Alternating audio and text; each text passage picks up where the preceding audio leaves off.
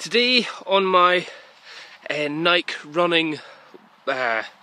Plus running app for the 10k challenge, it's telling me to do 19-kilometer slow and steady jog today. That's not going to happen. I'm feeling I've got a bit of a cold, sore back, definitely got some sciatica going on in my lower back, my butt, my leg, ankle's a bit sore.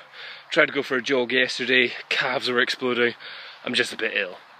So, no chance of me jogging 20k. However, as part of my 100% guarantee weight loss program, which I shall be doing really well, I'm still going to try and do 19-20 kilometers, and it's just a case of walking it today. And the cool thing is, 20 kilometers is a massive distance, and it's quite cool because in Edinburgh, 20 kilometers is clearly the horizon of anything. So today I'm starting in this park, and I'm going to be going way off into the distance up to that hill, possibly there. That's Cairn, the biggest one. Actually, I mean that is Allermuir. Allermuir is the tallest mountain at 1,617 feet. So every time I keep on saying Cairn, I'm totally wrong, it's Allermuir. And just all the reservoirs which are around this area over here. So I think that's such an awesome thing to be able to visualise, just going, oh, look at that, way over there. I'm going to get there by my legs. I think that's a very cool thing, instead of everywhere being somewhere that you get to via car or something like that. So today, no chance of running. I'm all a bit sore, I'm all a bit ill, but I'm still going to try and do the distance. And one of the fact is, I'm just going to try and get the furthest away. Then I have to get back, otherwise I'm just left out on a hill to die. Not a good thing, I would say.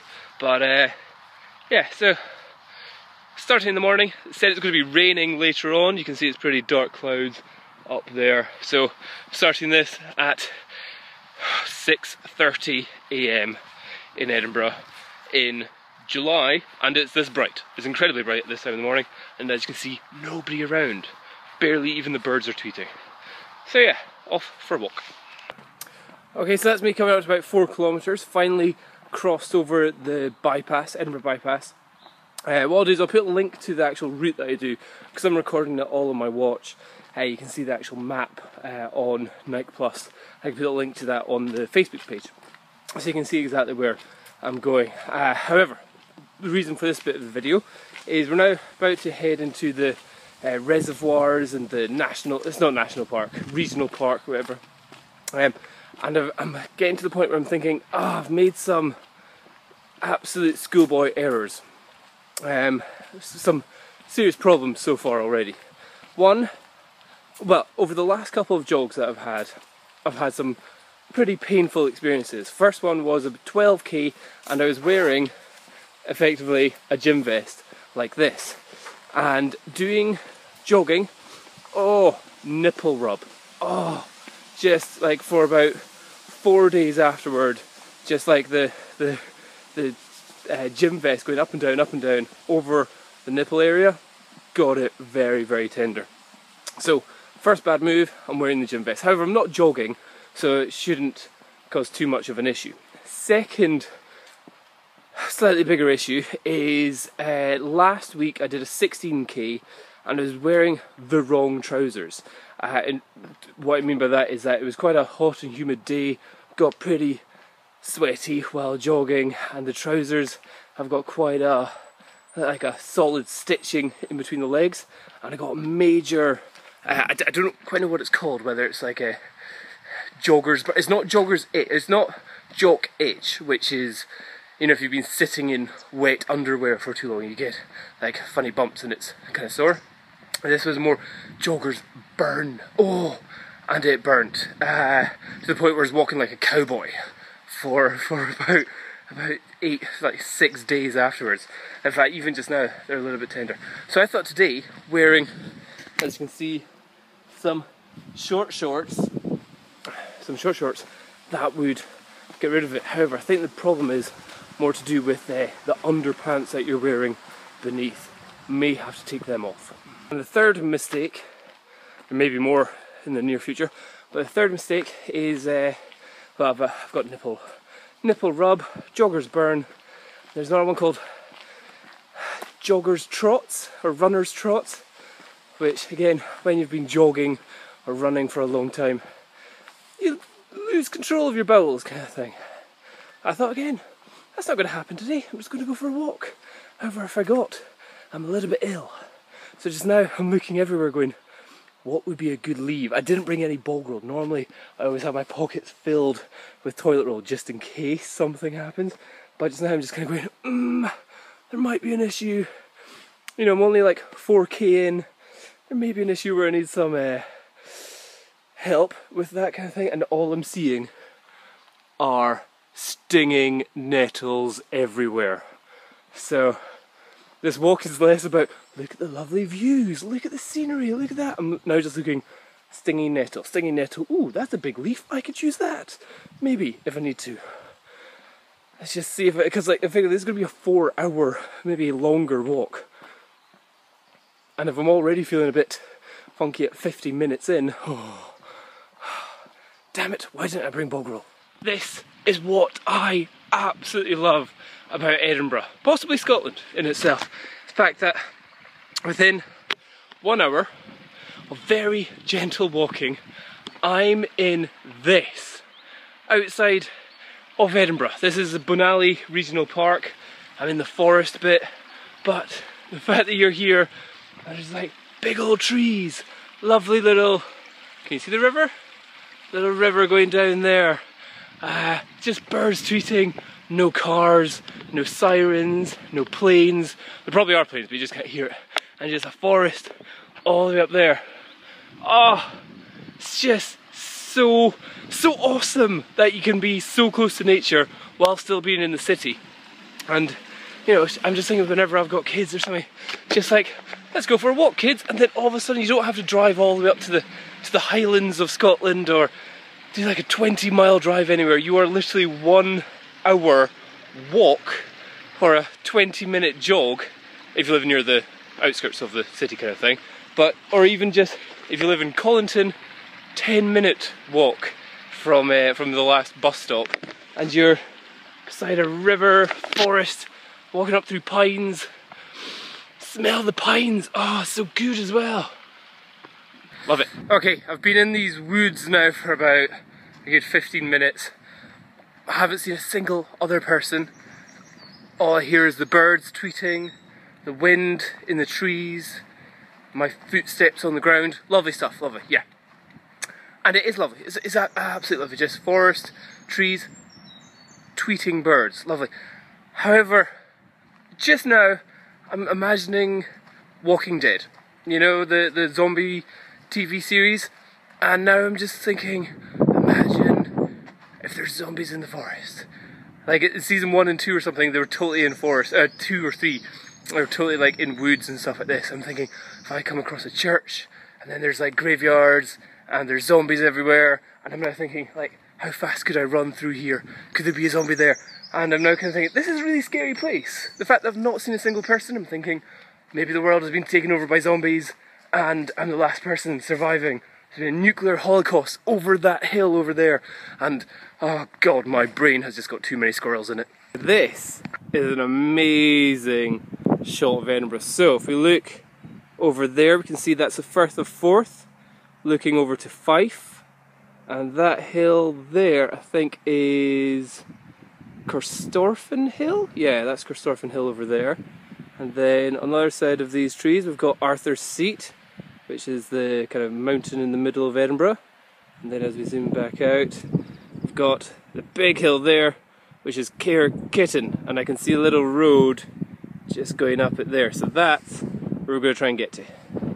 But yeah, awesome. Okay, I think I might be going into a slightly dangerous area. So we've got the hill there, that's where I'm aiming for, and I've got this fence, which is possibly telling me I'm going to explode. So don't touch any sheep turds. When you've got a sore ankle as well now, it's a bit annoying when your path, which you thought you were following, which you can kind of see, can you see that? yeah, there's kind of a path there, kind of following that, then just becomes nothing.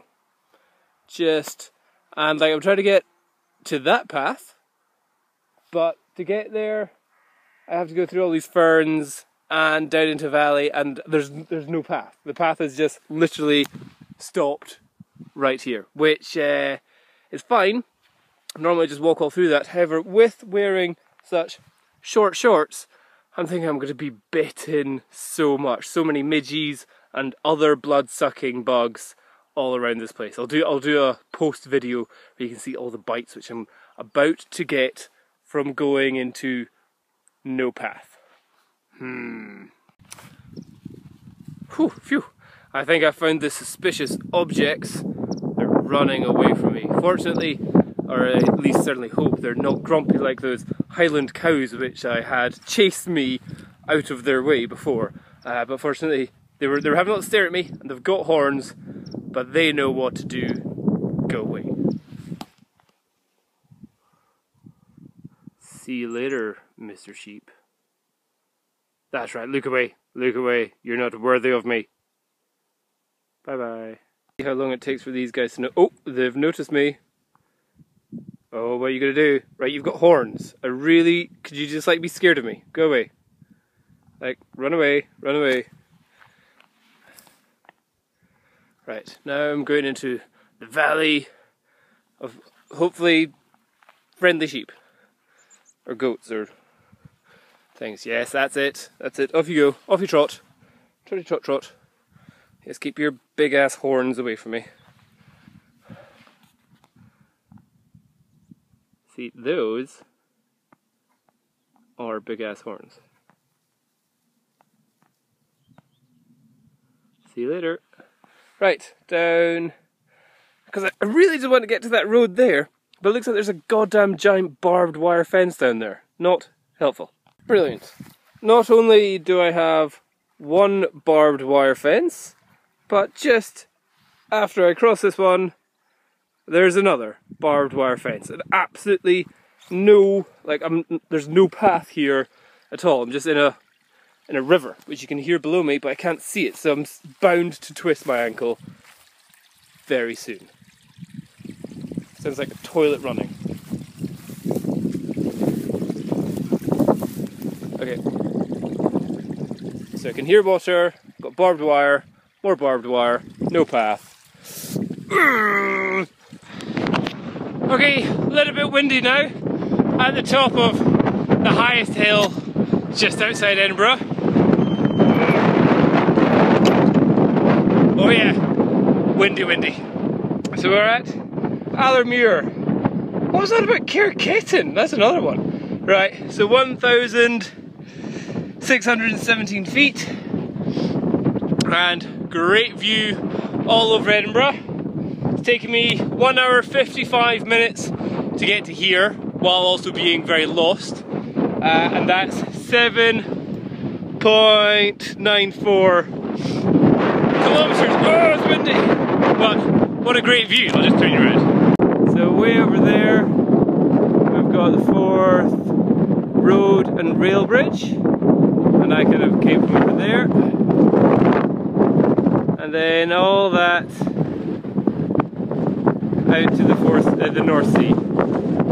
There's Arthur's Seas. Awesome. What's quite cool is that this is the first time I've ever walked or jogged or done anything from my house all the way to what is Europe's largest outdoor dry ski slope, which is called Hill End. No, it's not. Midlothian Ski Centre, and it's pretty much spot on 10 kilometres, 10.2 kilometres to get here, taking me about just over 2 hours of walking and all that, and that's cool. So that's me got to my furthest point of the jog today, and from here it's just going to be pretty boring. I'm just going to be, let's see if I can show you, just going down all the way to the road, and then just going past some golf courses and then hitting the road on the way back. The good thing so far about this walk, 10 kilometres, love it uphill, love it downhill, is I haven't had any IT band pain. IT band being the big band that goes down the side of your leg there. last time I did a little bit more than a half marathon in Edinburgh, which took me over these hills and took me all the way past Arthur's Seat over there down to the coast, and I got a serious pain on the outside of my knee. And it seems to just be whenever I'm doing downhills, especially jogging downhills. So the fact that I've managed to do all this 10 kilometers and no pain whatsoever, that's great. There's a bit more downhill going on here, so I'm very nervous. And also it's just been walking. But either way, the training which I've been doing to kind of cure my IT band issue seems to be working, which is a good thing. And IT band problems are reported as they're just overuse issues, and you just got to work your way up to doing the amount. Like what I did is that it was a major half marathon over all these mountains. It was just too much too soon. So over the last week while I've been doing some pretty, a lot more kind of treadmill work and stuff where it's just smaller working up stuff.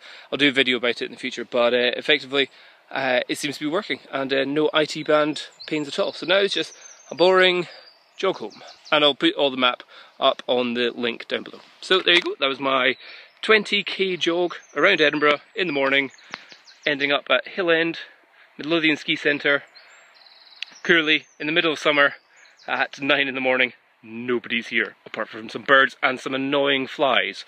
So that's where wind is quite handy. Wind can blow the flies away. I think I've, on the way back, found this little house here with the sign saying Bonally or Castle Law or Dreghorn, and I think this road is the road I was on earlier on. So when I came out of Bonally Forest, which was over there, I kind of went straight uphill. I think the plan would have been to come down onto this road, and then you've got a road to do the whole actual trip. But it's good. It's good. It's adventure cardio. It's one of my things that I think we should all do. Is that, you know, you don't have to just run round in circles or do courses, but sometimes the enjoyment is just going for an adventure. If you develop your fitness, use your fitness to explore where you live and see things and be with nature. And so that's cool. I think I found a new running path around here. There's also horses and everything, and there's lots of signs saying MOD, Ministry of Defence, are permitted to conduct live firing on certain dates. So yeah, I've heard quite a few gunshots going on over the hill over there, so there must be some sort of firing range going on over there. But yeah, lovely walk. And there you can see some people out walking their horses around the area. That's the path I should do next time. 16 kilometers in, and I'm following signs to Bonally. However, I've got lots of very cute little baby sheep, lamb, that's what they are in the field. The path really is just a bit of worn down grass in a field. The weird thing is, you can't really see it there, but I'm running, where the hell is it? Directly, you can't see it, directly under power cables just now. And I was like, that's kind of weird, kind of cool. And you can hear them kind of just going snap, snap, snap. The kind of little electricity going on, rushing through them. But there's always people that say, oh, these power lines give you brain cancer and all that piss. You would think that these things that have been up for literally decades now, if they were emitting something which was in some way bad for you, you think it would have some effect on the ground, or on the birds, or on the sheep, or the wildlife that live all the way around it. But there never seems to be any real effect, or obvious effect. The sheep, you would think some animals may be more susceptible to electromagnetic fields. However, as you can see, sheep seem to be pretty happy being directly under the power cables. And the birds happily flying around as well. So, don't know what that means. But yeah, it's kind of a bit of an odd path. Just through fields with sheep. Some of them cute, some of them fluffy. Hello! Okay. And not an obvious path. What was funny there was just at the end of the coming out of Bonally Forest is I got stopped by a lady asking to do a questionnaire about stuff. I was like, oh yeah, okay, what about forest? And then I was like, okay, fine, go for it, hurry up and ask me the questions. And it was it's like, what do you think about the hills and the forest, and could you rate them on a 1 to 10 of, do you want more trees, do you want less sheep, do you want more birds, and all that kind of stuff. And I was like, see, when you've been walking for a certain amount of time or jogging for an amount of time, you've got sweat pouring off your head and you're genuinely just angry because of annoying flies that love going into your ear, just over and over, right in your ear, that make you go ugh, all the time. You're just like, ugh. So it took a wee while for me to actually calm down and go through the questions, but also your brain's just a bit fried. And she's like, okay, can you, on a scale of 1 to 10, which one do you think is more important, this carbon capture or carbon blah blah? I was just like, brain dead at the moment. So I didn't manage to quite give great answers. But one of the questions was, what was the reason of actually going into the Pentlands, or what do I actually like about the regional park, and why do I go there? And it's like, is it inspiration? I was like, ting, absolutely 10 out of 10. That is the whole point of these hills for me. It's not necessarily about education or the views, or, well, it is about views, or carbon capture or all that kind of stuff. It's about being inspired, and I think that's a great thing, which I think is such a benefit to Edinburgh, is that we've got these hills in our city, just outside our city. And even if you come in within the, what do you call it, the city bypass, the main road, we've got these walks. This is the Water of Leith, which goes from Balerno all the way down to the sea, down at Leith. I was just like, this is so awesome that I could be in the city centre doing with this. So 100%, any questionnaires about what do you think is good about having mountains and stuff in your city, is 100% inspiration. It gives you so many opportunities to just go out, breathe fresh air, listen to natural noises, get some exercise, get chased by a cow, all that kind of stuff. That's what they're for. Anyway, that was my walk. That's me done. Oh, by the end of this, I've done about 20 kilometres, and this is all still again before breakfast. So all I had before I came out was some coffee with a little bit of chocolate coconut milk and all that stuff. If you want to see exactly what I've eaten, I put it on the MyFitnessPal app on my iPod, which syncs up to the internet. I'll put a link to my page on that down below for you to see as well. But effectively 20k, so that's 1,900 calories for me, done before breakfast. Walking, no problem, and no IT band issues in my leg. It's like, yes, today's a good day. Even though it started off me being ill, sore back, tired, not really in the mood. At the end of the day, I've got a tan, breathe some fresh air, I'm beside beautiful rivers. It's hard not to be inspired. It's hard not to have a good day when you're out in it.